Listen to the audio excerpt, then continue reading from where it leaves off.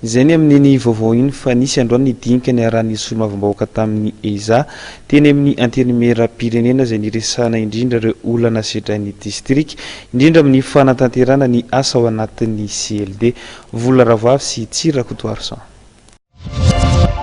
Tsy mbola fivoan'ny vola na dia efa misy aza ny asa vita ho an'ny CLD 2024. Olana amin'ny famaritana ny lahara-pahamehana ary fifanitsahana andraikitra, ireo no anisany olana voatanisan'ireo député nandritra ny dinika ny arahana tamin'ny EISA androany teny amin'ny lapan'ny Tsimbazaza.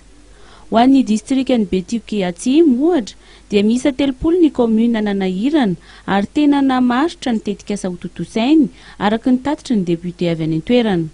Fa mahafao be moa zany ny tetikasa izay atolotr'ireo commune ireo. Ka manoloana an'izay tsy maintsy naka fanapahan-kevitra izahay nampijanona kely aloha inona ny tena priorité izay hataontsika amin'ny 2016 io.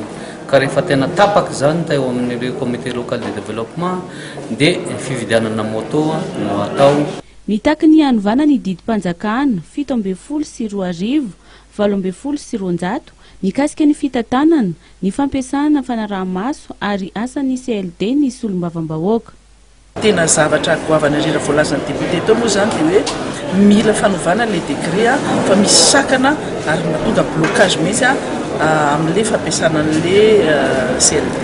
Le soskevitra tena hoe rapport interne anay hoentinay manova satria mbola iara-iasa koa zay amin'ny sénateur miara-miasa koa zay eny anivonina ohatra misensibiliser antsika ilay hoe raha tiana ndraiky ny député mety zao le zavatra miteraka blocage fa fotsiny mijabako ao anatiny hoe tsy maintsy zao ny ataony ihany na zao ny ataony ihany fa raisina fotsiny le izy atao matière hisensibilisena ny tsirairay mba hampirindra tsara ny fitantanana amin'le CLD.